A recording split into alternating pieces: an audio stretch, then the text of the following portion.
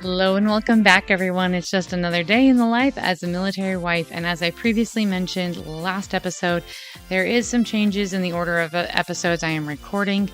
And that's just because life gets complicated and we're military and we're flexible, so we roll with it. But I want to recognize the exceptional soldiers that are doing a fabulous job at the Olympics. We will get back to them, but keep up the good work. We're proud of y'all. The main topic we are going to be addressing today, however, is the draft. And I know I did a previous episode on that, and oh my goodness, the feedback I got. Questions, comments, clarifications. People just wanted more information, and we are going to get it to you today. So buckle up, and that is what we are covering. I am your host, Sam Wolf, and you're listening to Life of a Military Wife.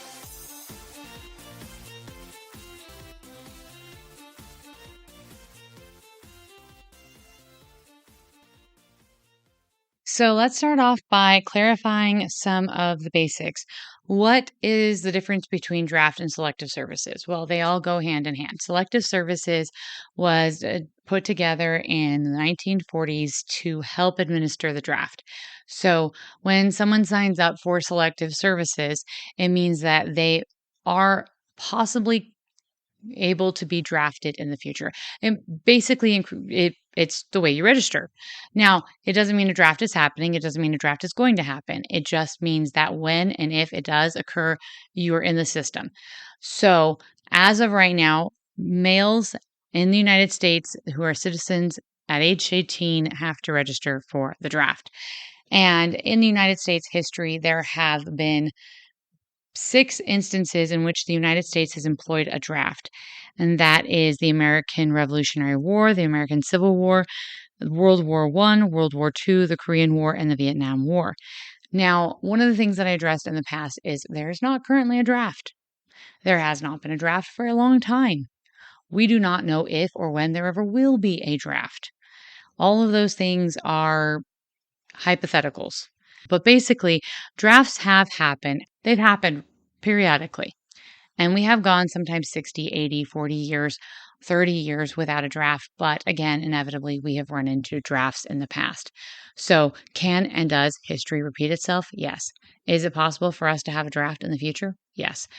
And considering this, when we look at the historical factors of what have led to drafts in the past, i.e., low recruitment, a smaller volunteer military service force to draw upon when war does erupt, then yes, drafts do and can become more common or a higher possibility.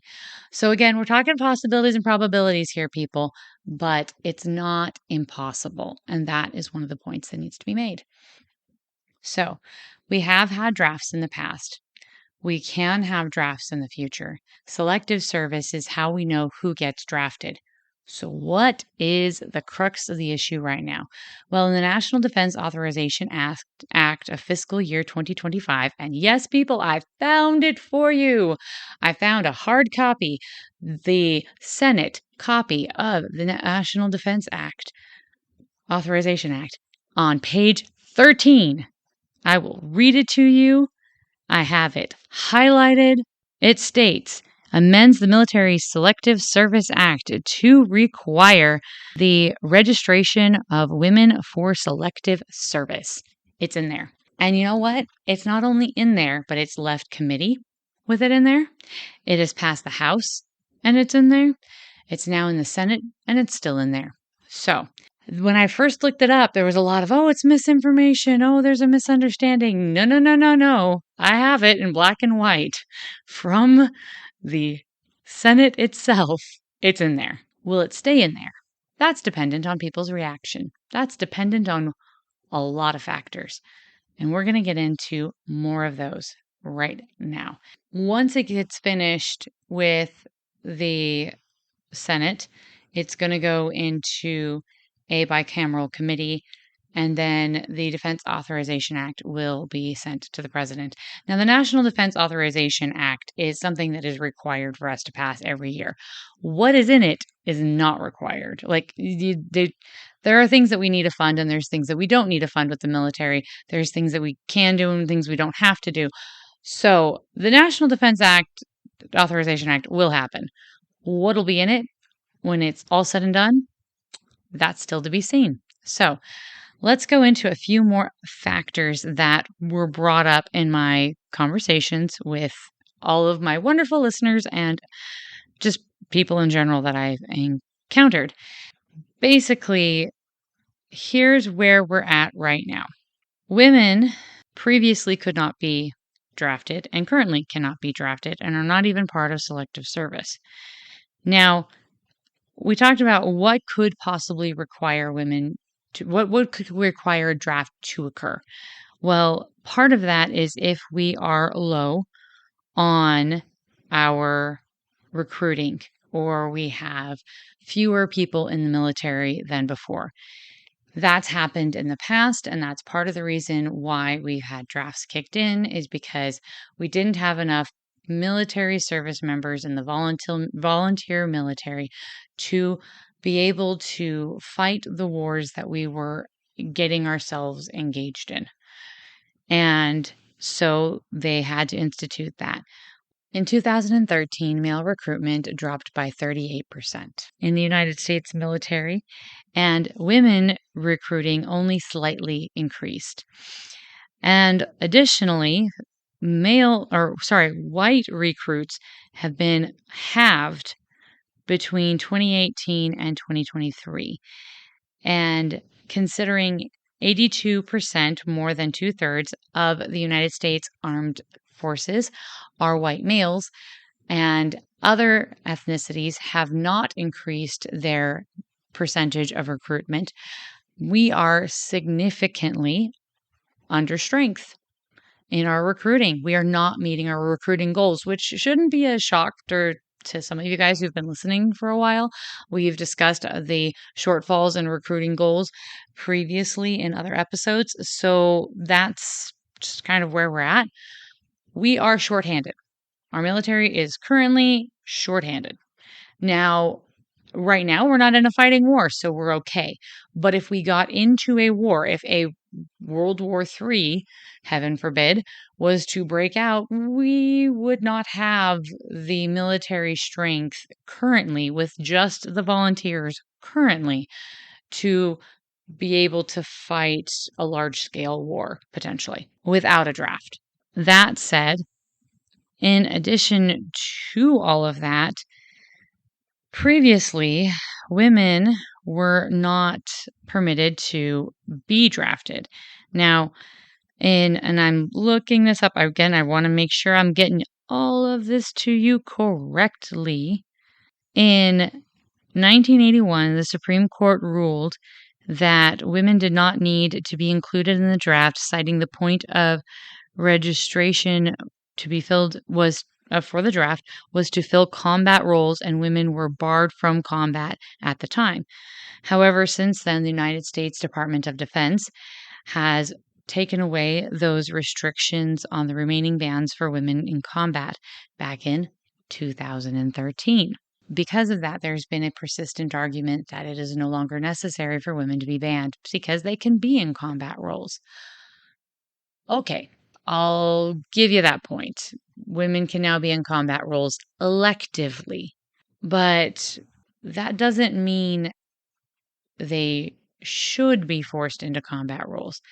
Now, the typical age in which people are drafted, they, by and large, and this is what I've been told by the people I picked their brain on this in the military, is they go for 20-year-olds because 20-year-olds are typically out of high school but not very far into college and don't have a career and are usually not married with children at that point. So, as I stated previously in the past episode, women are not allowed to become pregnant in a deployment or military zone. Totally makes sense. Understand that rule. I get it. Support that one. But that means that in this hypothetical theory in which we now could possibly live, women get drafted. They're 20 years old and they want to be mothers. Maybe they're married. Now all of a sudden they can't be. Their opportunity to help provide the next generation of Americans has been curtailed. What if they are already a mother? Are they going to get an exemption? What are the rules, procedures? Are they going to be put into infantry? 25% of military draftees are sent straight into the infantry. There's a lot of factors to consider. There's a lot of things to consider. Are they considering? How are they going to manage these? Selective service says they can handle it. They can already add women and it won't even put a strain on the system. I don't know if that's comforting to you, but it's a fact. So where do we stand? Well, there's a lot. There's a lot to consider. I personally feel that women should have the opportunity to choose to be mothers if they so desire. However, in this instance, if they do draft women and they are of childbearing age and they are married and they want to be mothers, that opportunity can be taken from them. And considering the future of society is dependent on our ability to have a future generation, that could cause detrimental side effects down the road for us as a civilization and a country. What are they going to do about that? I'm not saying I have all the answers, but I feel like there need to be more answers before we pursue some of these options. Again, expressing my feelings. You are allowed to feel what you want to feel. And with all of this, I hope I'm giving you insights and information and resources so that you can draw your own conclusions. If you support women in the draft, go for it. If you don't support women in the draft, go for it. I respect women in the military service. I have had many good friends and family members serve in the United States Armed Forces, and I am proud of what they have done. I'm also aware of the hardships they have encountered and the tragedy that has befallen them. And that is where we get into the next, far more difficult aspect of this conversation. I have covered this topic in the past on this podcast. It is not for young ears, and so I'm going to put out a listener discretion advisory. If you are listening to this with your children, you might want to pause and listen to this by yourself before you share it with them. Because some of the statistics and information I am going to be conveying are unsettling and upsetting, or at least they are to me. That said, let's get into one of my major concerns, SHARP. All of you who've been in the military for a while are familiar with that program. The SHARP program was designed in order to help prevent and prosecute instances of sexual harassment, assault, and rape. This is by U.S. military service members against U.S. military service members. Now, of the women I have personally spoken to about this topic who have served in the United States military, close to 80% have experienced some form of sexual harassment up to and including rape. No one should ever have to deal with this. This is an unacceptable dirty secret of the United States military. It is something that is swept under the rug, that they like to trot out at convenient times to say, oh, look, we're tough on it, we're taking care of it, we're prosecuting people. But I am not convinced that the United States military has found a proper and effective way of handling this situation due to the facts and information I am currently aware of through first-person and first-hand sources. According to the statistics I was able to get from the Pentagon, there's been approximately a 50% increase in assault on women in uniform. And this was in a 2019 report referring to the previous 2 years. Then, in addition, the Army reported a 25% increase in sexual assault in its reports for fiscal year 2020. That was already above the 50% increase. This problem isn't going away. Now, I have been privy to information in which it has been the inverse as well.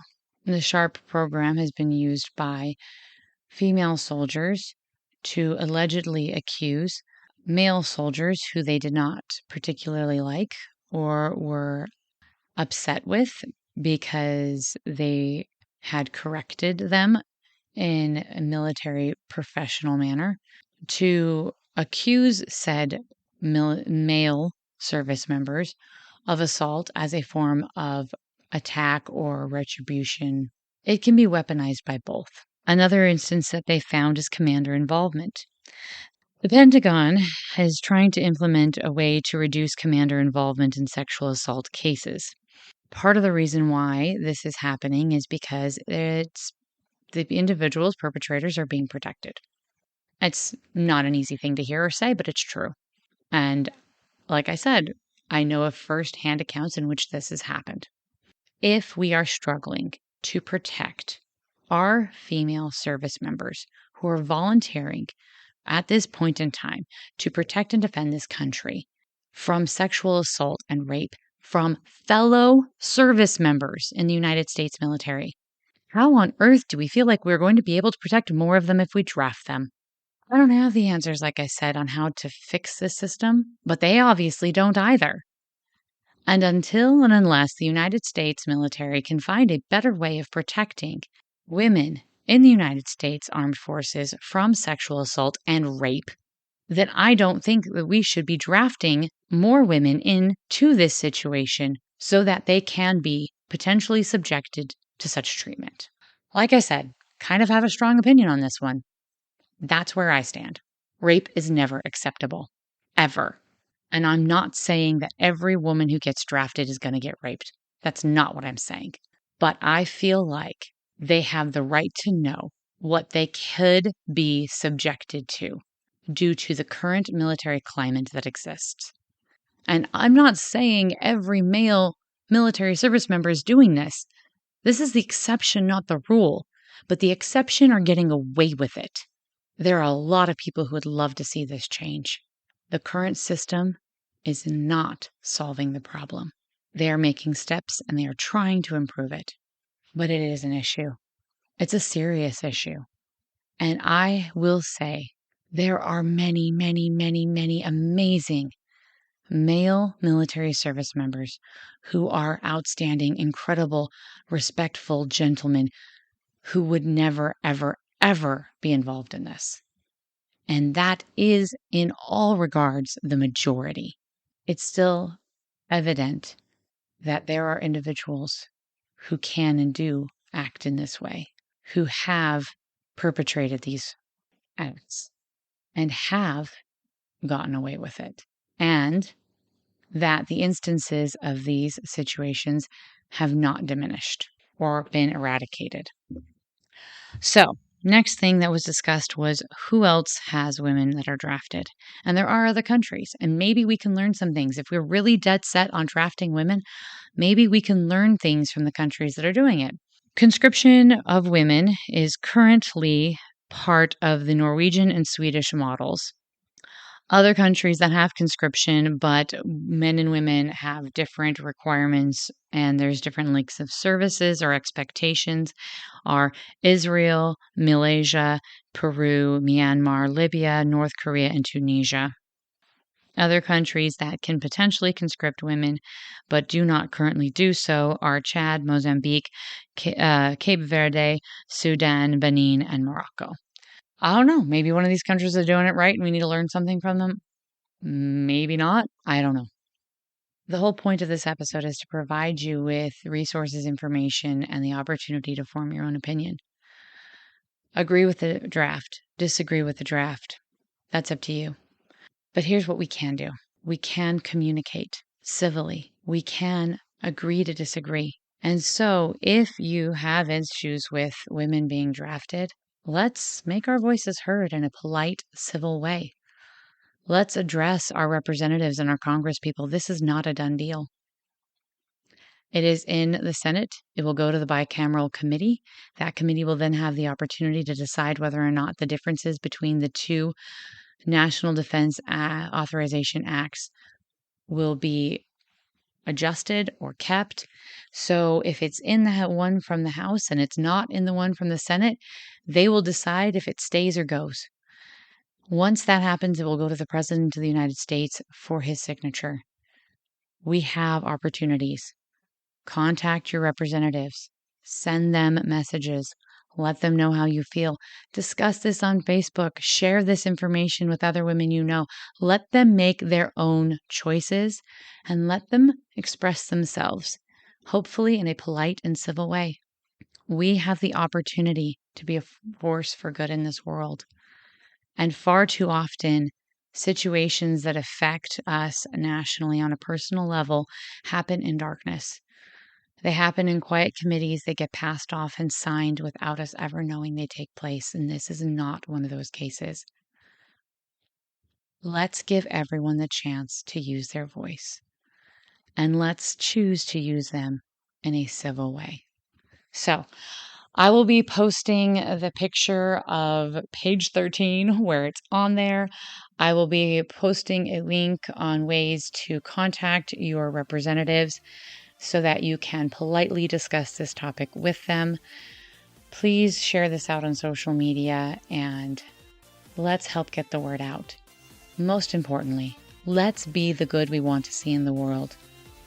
If you have questions, comments, opinions, you want to contact me, please feel free to use the contact information for the podcast in the description below. I love hearing from you guys, and I love trying to include as many of you listeners in interviews and discussions as possible. I'm working on some great projects, and I hope you will be excited about them as I am when I finally am able to announce them to you all. That said, I am your host, Sam Wolf, and this is Life of a Military Wife.